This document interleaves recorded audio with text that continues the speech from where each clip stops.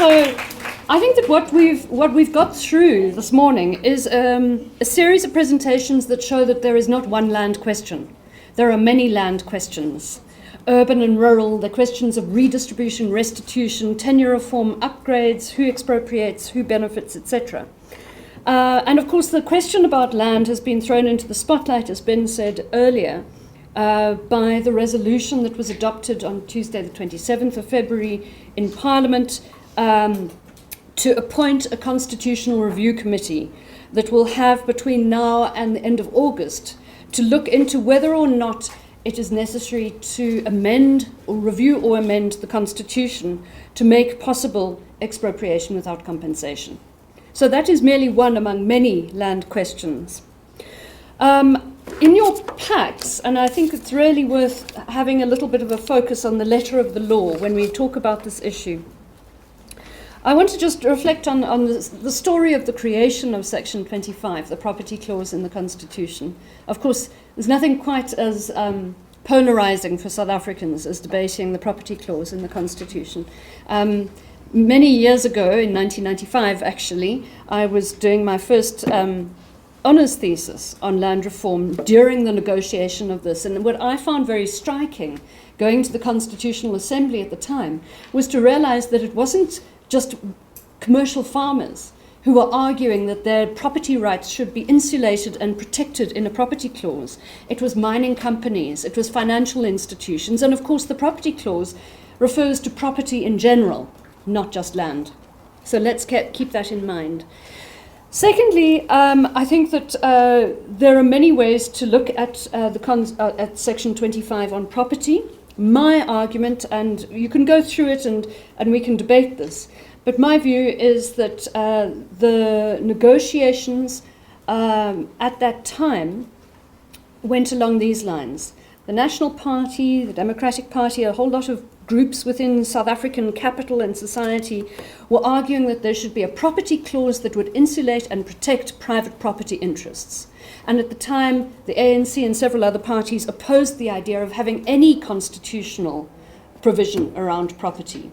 And what was agreed ultimately is that there would be a constitutional section dealing with property, but that it would not insulate existing property rights and rather provide a mandate for transformation. My view of it, if we read from section subclauses 1 to 9, subclause 1 prevents any form of discriminatory form of deprivation of property, but it doesn't say that there cannot be deprivation of property. And that the other 8 subclauses are in many respects the mandate for transformation. So there can be expropriation not only for public purposes but also in the public interest, which means land reform. And of course, the state expropriates on a regular basis, but it has never expropriated for land reform purposes, despite the provisions of Section 25(2).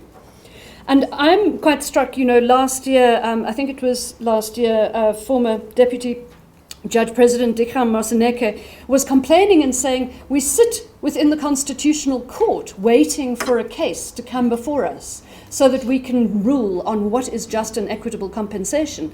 And we've never had a case. We can't make jurisprudence if you don't bring us cases. Tembeka Nkokatobi, as I mentioned, has made the first attempt to interpret Section 25(3) and to say, okay, let's look at the history of how our property was acquired. Let's look at how it's being used now. Let's look at the purpose of the expropriation, and we are not going to offer market price. But the truth is that we simply don't have a record of trying to use these processes. Since 2008, there has been an expropriation bill moving very, very slowly through Parliament. In 2016, it was passed, and the President has sent it back, arguing that there was insufficient consultation in the NCOP. So I think that we're going to be in a situation within the coming year or two where we're going to need to look at both the Constitution but also the expropriation legislation. Our current Expropriation Act is an act of 1975, which says that there can only be expropriation for public purposes, not for land reform or private in the public interest.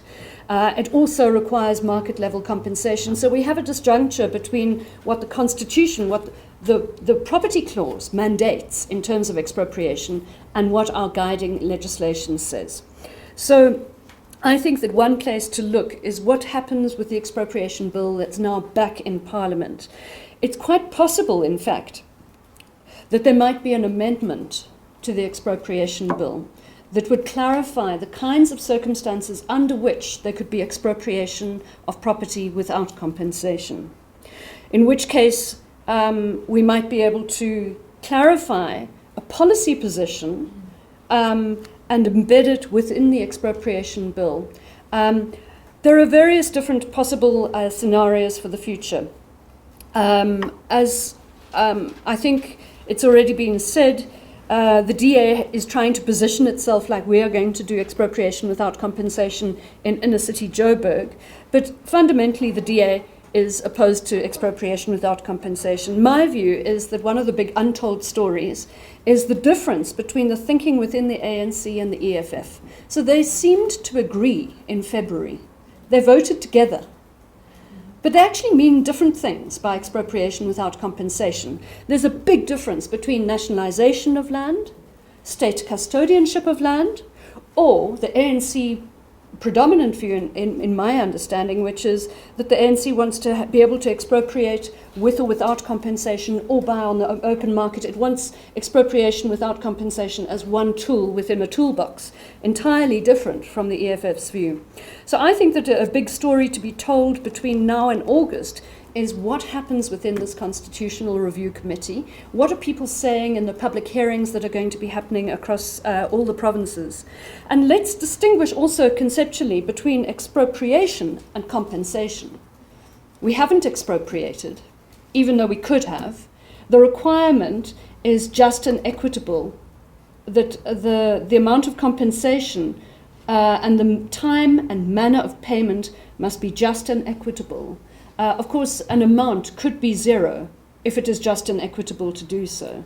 So, there's an open argument. I think that there's been a lot of hype and hot air around the Constitution. The Constitution's requirement is not that you must pay money or that you must pay market price, but that any compensation must be just and equitable. So it's an open question of how would a rephrasing of this section of the Constitution happen. So expropriation is a process through which the state can break a deadlock. And so my view, my understanding of the Constitution is that it says that there are property rights for those who hold property, but those are not absolute property rights. But there are also property rights for the dispossessed, for people who lost land in the past, for people who don't have access to equitable access to land, or who don't have legally secure tenure. So we have sets of property interests that can, in practice, run up against one another. My view is that one of the key areas in which we need to be expropriating is where there are restitution claims on land, where people are occupying land and don't have secure rights to that land, etc. So expropriation is one question. The question of whether or not to pay compensation and how that level of compensation is to be determined is a separate matter.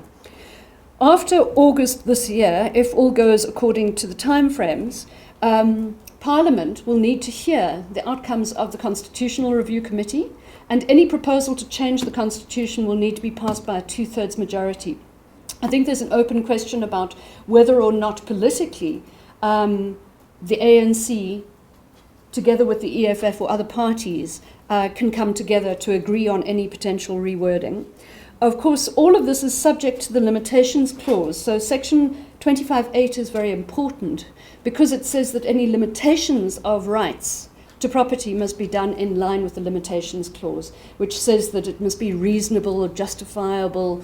Any limitation of a right must be legal and justifiable. And that would require a 3/4 majority. So I think that there's an open question.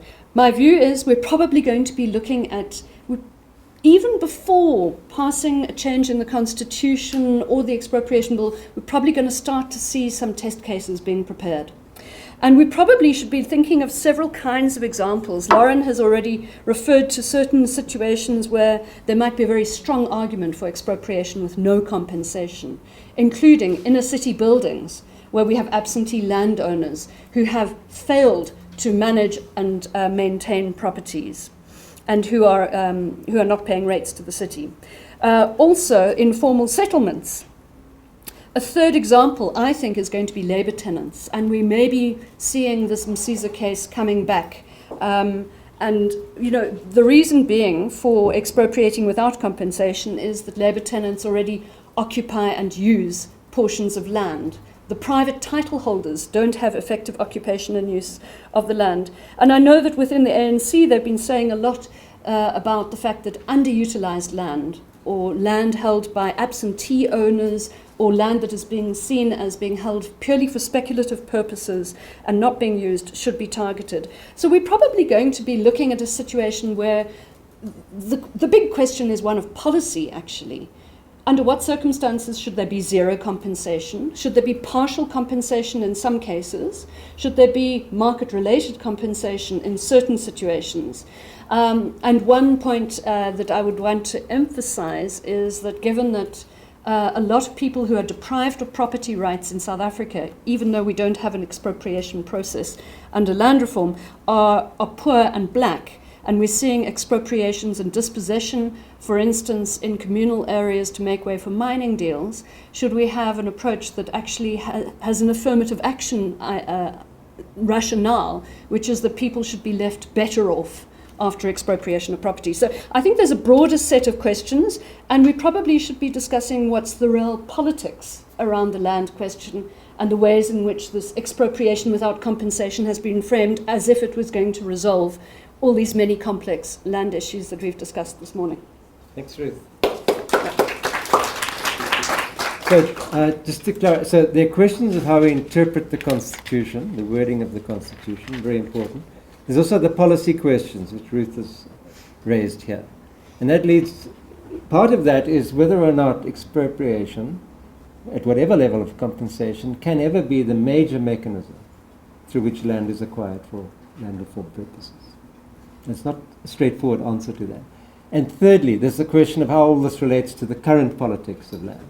And I just want to say, yesterday, in the same venue, a group of about 50 civil society activists, various kinds of organization, including village-based activists, gathered together to discuss how they were going to take advantage of the Constitutional Review Committee hearings to make their views known, not only on the expropriation question, but on issues of sections 25(5), 6, and 7, redistribution, restitution, and tenure reform. And we can provide contact details for you for those activists. There will be a press release next week, and I think that's another space to watch. So there are three sets of questions. What does the Constitution say? What are the policy implications? And what are the current politics of land? You asked a great question about Mala Mala. I think that you actually answered your own question, which is that the Mala Mala case, Mhlangesweni, would have been the first time that we had a judicial interpretation of Section 25(3), which is to say, what is just and equitable when we weigh up very valuable piece of land, enormous this isn't about agricultural enterprise, but huge market value. There aren't actually very similar kinds of properties, so it's quite hard to estimate what the value of that property was. And the variation in valuation was so wide, it was between around 400 million and just under $1 billion. And so, yes, this would have been the prime opportunity if the state wanted to drive expropriation and wanted to get a judicial interpretation of just and equitable compensation, then it would have carried through with the Mala Mala case. Ben has mentioned, the view of historians who are saying one of the reasons why the state decided to settle and to pay out cash instead of going through with the court case is that they weren't actually sure that there was a valid claim. They weren't convinced of their own archival and historical research. But I do think, it was withdrawn, I think it was 2 days before, or it was the Friday, and it was set down to be heard on the Tuesday. And the state paid out 1/3 of the national budget to one family instead of having this court case being heard in the court. So yes, they're huge, and doesn't that also just summarize the debates between what is a private interest and versus what is the public interest? So the public's interest was not well served in the Mala Mala case, but it served the private interests of one family very well. And of course, I think that it would be great if the media were to follow up on what's been happening with Mala Mala, because they entered into a lease-back agreement, which is at far below market rate. So the same family that's been paid out R1 billion of our money retains ownership and control over that enterprise. Question about, of the claimants, what benefits are they getting? We don't know. In terms of John's question about what happened in the Zuma years, so I think that there's an inverse proportion between rhetoric of radical economic transformation and actual land reform. In fact, in the high-level panel report, there is a graph that we developed based on official data that shows the demise of land reform. So the high point of delivery was in 2007-2008 financial year, and since then it's been plummeting to the point that basically a lot of land redistribution has stalled. So yes, the land reform program has been dismantled under the Zuma administration. And sorry, just legislatively, did the Zuma administration push for anything that approximates expropriation without compensation? Did they ever put that on the table? No, but of course they did. What has been happening under the decade or so of the Zuma administration is the creation of the Expropriation Bill. But the Expropriation Bill is not about without compensation, although, as I mentioned, it now might be amended in order to make provision for expropriation without compensation. What it says is the state may expropriate, including for land reform purposes, and it is in line with the existing wording of Section 25. So, my view is that irony, perhaps, is that the Mandela years started really slowly with land reform. The Mbeki years, although there was a lot of elite capture and a lot of a shift away from the pro-poor focus, actually saw greater delivery. And the Zuma years have seen the dismantling of the land reform process. PLAAS policy? Oh, sorry? Oh, I don't know what to say. As SERI and PLAAS, we are talking quite a lot about expropriation without compensation.